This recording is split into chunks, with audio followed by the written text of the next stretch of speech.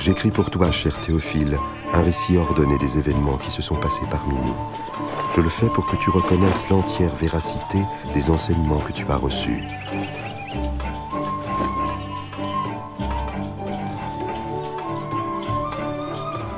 Au temps où César Auguste était empereur de Rome, et Hérode le Grand, roi de Judée, Dieu envoya l'ange Gabriel dans une ville de Galilée, appelée Nazareth, chez une jeune fille vierge nommée Marie.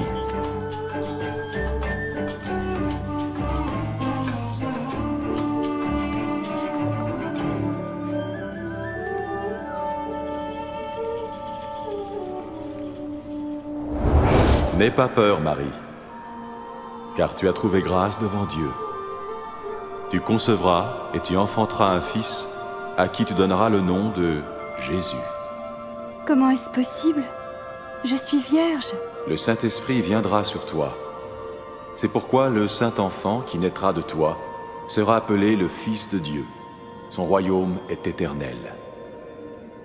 Alors Marie se rendit dans une ville des montagnes de Judée, chez sa cousine Élisabeth, elle aussi miraculeusement enceinte. Élisabeth. Marie, cousine Marie. Tu es bénie entre toutes les femmes, et l'enfant que tu portes lui aussi est béni, car à l'instant où tu m'as salué, le bébé qui est en mon sein a remué d'allégresse. Mon âme exalte et magnifie le Seigneur, et mon esprit a trouvé la joie en Dieu, mon Sauveur. Désormais, tous les âges diront mon bonheur.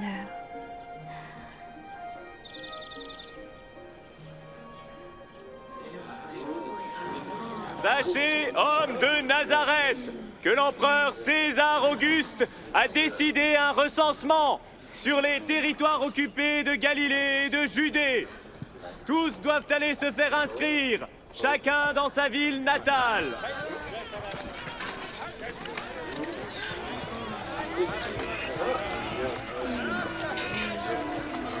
Et Marie se rendit à Bethléem, en Judée, avec son fiancé Joseph pour se faire recenser.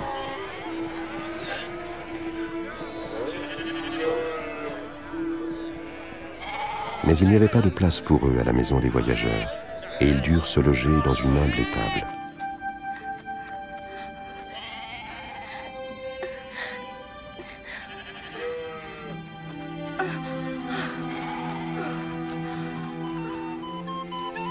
Dans les champs environnants, des bergers passaient la nuit pour garder leurs troupeaux. Soudain, un ange de Dieu leur apparut, et la gloire du Seigneur resplendit autour d'eux.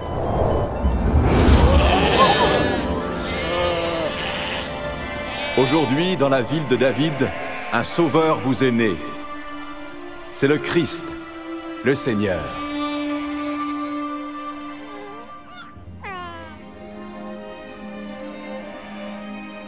Les bergers allèrent vite voir le bébé qui était couché dans une mangeoire.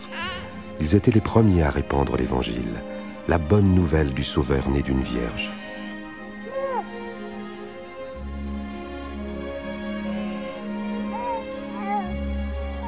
Lorsque 8 jours plus tard arriva le moment de circoncire l'enfant, on lui donna le nom de Jésus. Puis Joseph et Marie l'amenèrent à Jérusalem pour le présenter au Seigneur. Il y avait au temple un homme droit et pieux nommé Siméon. L'Esprit de Dieu lui avait révélé qu'il ne mourrait pas avant d'avoir vu le Messie, l'envoyé du Seigneur. Maintenant, Seigneur, tu peux laisser ton serviteur mourir en paix. Tu as tenu ta promesse.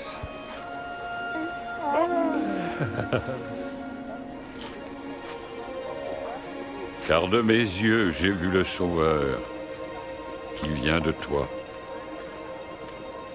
Que le Très-Haut vous bénisse.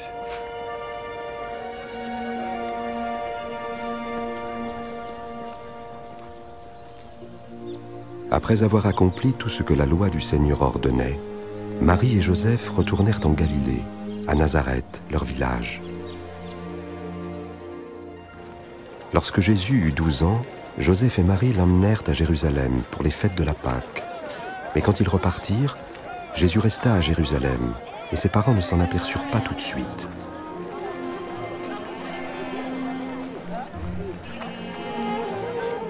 Ils retournèrent à Jérusalem pour le chercher, et le 3e jour, ils le retrouvèrent au temple, assis au milieu des maîtres religieux. Qui est cet enfant qui pose tant de questions? Il vient de Nazareth. Nous le croyons reparti avec nous. Veuillez excuser sa ferveur. Tous étaient frappés par son intelligence.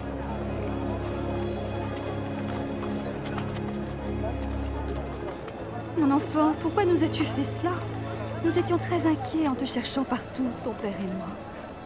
Pourquoi m'avez-vous cherché? Ne saviez-vous pas que je dois m'occuper des affaires de mon père?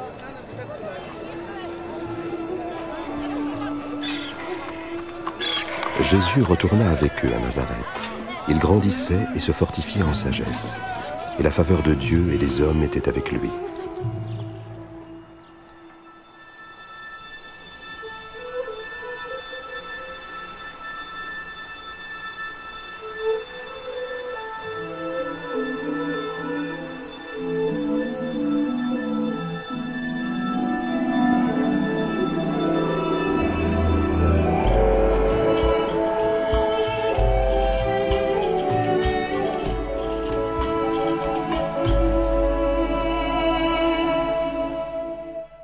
C'était la 15e année du règne de l'empereur Tibère. Ponce Pilate était gouverneur de Judée, et Hérode régnait sur la Galilée. Anne et Caïphe étaient les grands prêtres. Cette année-là, Dieu confia son message à Jean dans le désert. Il parcourait la région du Jourdain, proclamant un baptême en signe de repentance, afin que Dieu pardonne les péchés. Éloignez-vous du péché! Faites-vous baptiser, et Dieu pardonnera vos péchés! Ainsi qu'il est écrit au livre des paroles du prophète Ésaïe. Une voix crie dans le désert. Préparez le chemin du Seigneur. Rendez droit ses sentiers.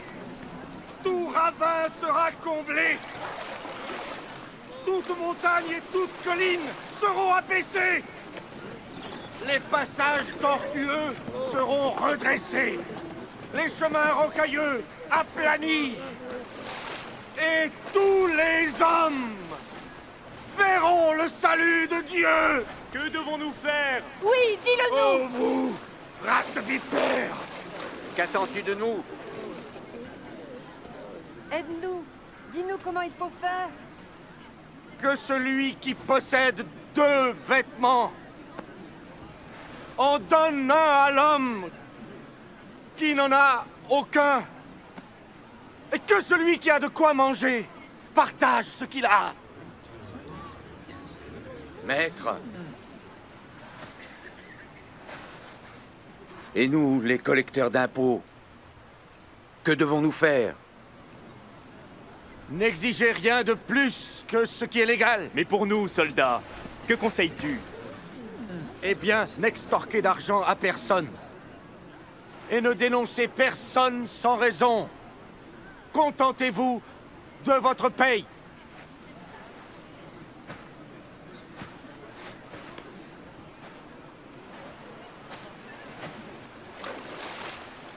Dis-nous, es-tu le Messie?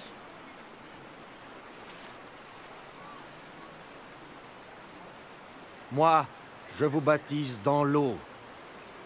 Mais un autre, bien plus puissant que moi, arrivera. Je ne suis pas digne de délier la courroie de ses sandales. C'est lui qui vous baptisera du Saint-Esprit et de feu. Il séparera le grain de la paille, et il amassera tout le grain dans son grenier.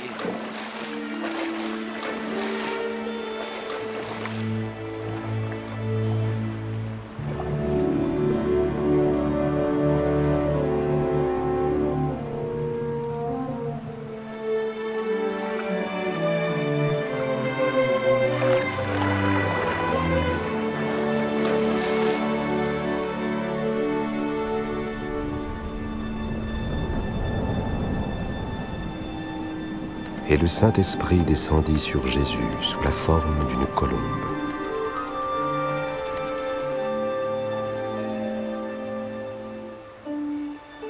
Et une voix se fit entendre du ciel. « Tu es mon Fils bien-aimé, tu fais toute ma joie. »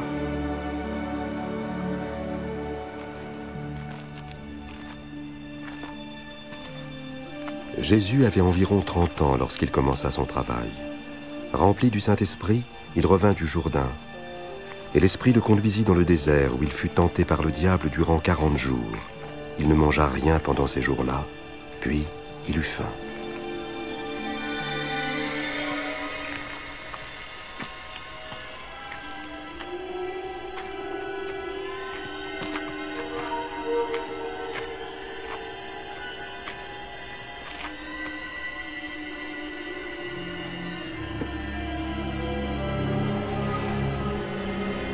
Alors le diable lui dit, « Si tu es le Fils de Dieu, ordonne donc à cette pierre de se changer en pain. »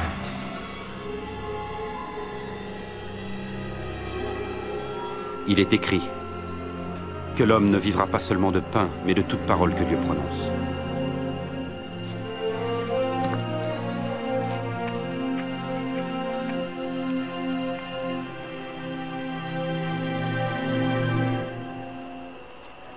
Le diable l'emmena sur une hauteur, lui montrant en un instant tous les royaumes de la terre. « Je te donnerai tout ce pouvoir avec la gloire de ces royaumes, parce que c'est à moi qu'il a été remis et que je le donne à qui je veux. Toi donc, si tu m'adores, tu l'auras tout entier. » Il est écrit, tu adoreras le Seigneur ton Dieu, et tu ne serviras que lui.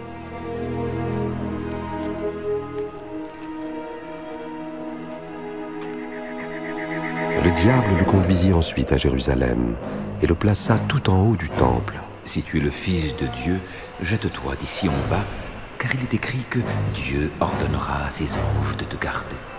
Il est écrit aussi qu'ils te porteront sur leurs mains, de peur que ton pied ne heurte quelque pierre. » Il est écrit, tu ne mettras pas à l'épreuve le Seigneur ton Dieu.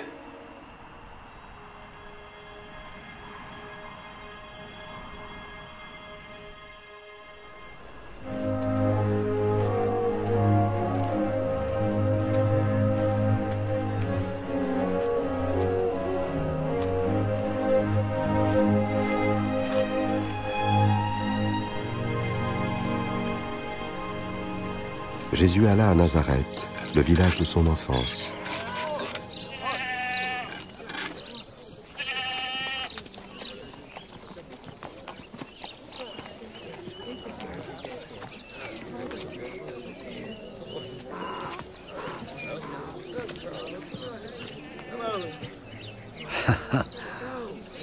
Bonjour. Bonjour.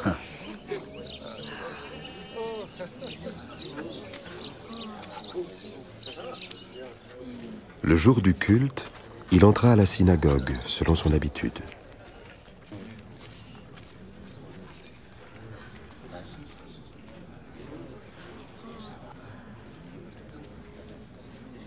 On lui demanda de lire un passage du livre du prophète Ésaïe.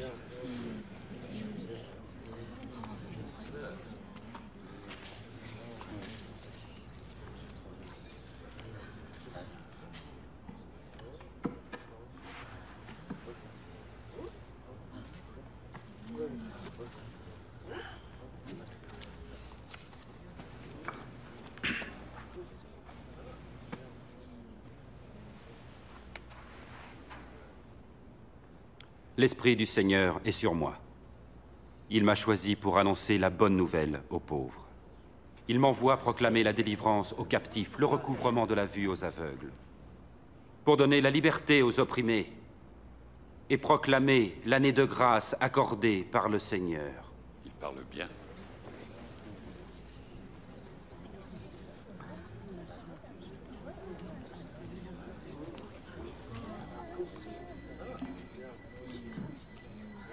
Aujourd'hui, cette parole devient réalité, alors que vous l'entendez. La parole s'accomplit. Mais il n'y a que le Messie qui puisse la réaliser. Comment le savoir? Vous me citerez sans doute ce proverbe. Médecin, guéris-toi toi-même. Vous me direz aussi, accomplis dans ta propre ville ce que tu as fait à Capernaum. Oui, je vous le dis, nul prophète n'est bien reçu dans son pays. Par ces paroles, Jésus s'identifia lui-même comme le Messie, envoyé par le Seigneur pour sauver son peuple. Ces Juifs ne l'acceptaient pas comme le Messie. Ils voulurent le précipiter du haut d'une falaise. Mais il passa au milieu de la foule et s'en alla.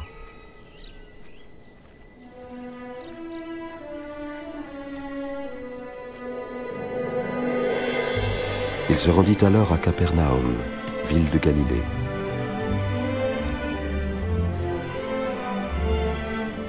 L'occupation romaine du pays était partout en évidence, et les gens souhaitaient ardemment la venue du Messie, qui les libérerait de cette tyrannie.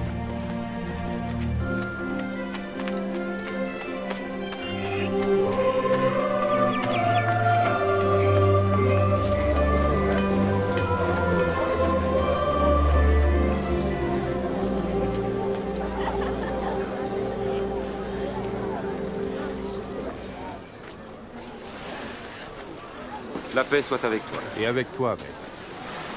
M'embarqueras-tu, Simon? Pourquoi pas? Tu ne vas pas nous quitter? Parle-nous. Parle-nous. Jésus, parle-nous.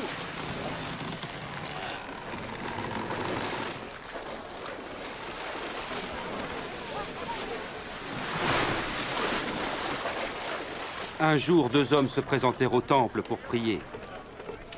L'un d'eux était chef religieux, l'autre collecteur d'impôts. Le chef religieux se tenait à part et priait. « Oh Dieu, je te remercie de ne pas être avare, malhonnête et adultère comme les autres hommes. En particulier de ne pas être comme ce collecteur d'impôts là-bas. Je jeûne 2 jours par semaine. Je donne 1/10 de tous mes revenus. Mais le collecteur d'impôts se tenait à part et n'osait même pas lever les yeux. Il se frappait la poitrine en disant « Dieu, aie pitié du pécheur que je suis. » Je vous l'assure, c'est ce dernier et non pas l'autre qui rentrait chez lui fut déclaré juste devant Dieu. Car tout homme qui s'élève sera abaissé, et celui qui s'abaisse sera élevé. Avance ta barque plus loin dans les eaux profondes. Puis toi et tes compagnons, jetez vos filets pour la pêche. Oh, maître, nous avons pêché dur toute la nuit, et sans rien prendre. Mais si tu le dis, je lance les filets. Jacques! Jean!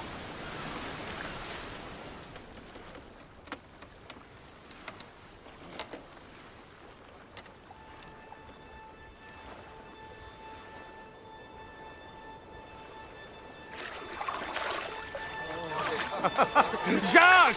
Jean! Ah, approchez votre barque! Venez nous aider! Vite!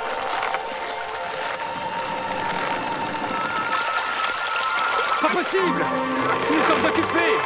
On n'en a jamais pris autant!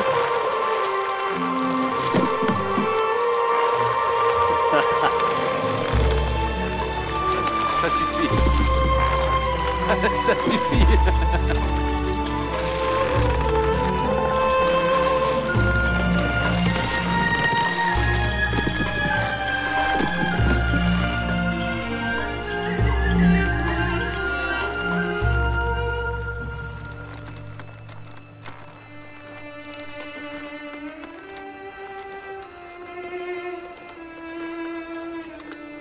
Éloigne-toi de moi, Seigneur, car le péché est en moi. N'aie pas de crainte, car tu pêcheras des hommes désormais.